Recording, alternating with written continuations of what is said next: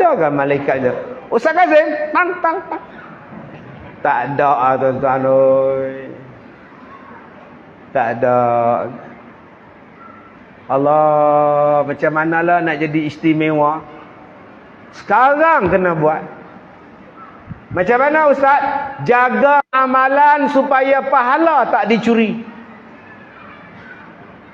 Ni, semayang maghrib, semayang isyak, jaga jangan hilang pahala. Pasal apa hilang pahala? Riak.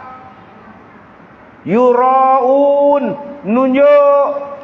Allahu akbar. Alhamdulillahi rabbil alamin. Mesti dia berkata macam Arab. Ar-Rahmanir Rahim. Habis pahala, habis. Kita maki orang, kita mengumpat pada orang, kita mengata pada orang, pahala kita passing dekat dia, habis. Bila sampai di hari kiamat, saya pergi haji, mana pahala? Saya semayang, mana pahala? Saya puasa, mana pahala? Engkau semayang dulu, kau tunjuk pada orang, kau pergilah minta dekat orang. Kau dulu baca Quran, kau nak tunjuk suara kau sedap, mintalah kat orang, kau bukan baca kerana Allah. Malaikat kata kazabta, bohong. Rupanya tak ada pahala tuan-tuan. Bayangkan saya dah ada duit nak beli kasut, cari tak ada duit. Kasut tak boleh beli, beg kulit tak boleh beli, apa tak boleh beli. Tapi selamat, saya masih di dunia. Boleh telefon lagi isteri, mama tolong bos tak duit. Bola ni apa nama bank kawan ni. Sekali nak transfer duit, keluar duit.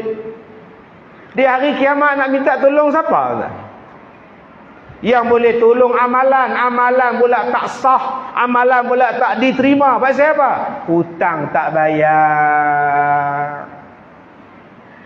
Pi umrah 8,000 bayar, hutang RM80 tak bayar. Nah, ya tuan-tuan.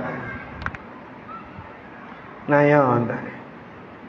Saya kiaskan daripada pengalaman saya pi haji, pengalaman saya pi Hong Kong, pengalaman saya pergi Syria, pengalaman saya tukar duit, pengalaman saya hilang duit, pengalaman saya kena tarik masuk dalam immigration 8 jam kena tahan.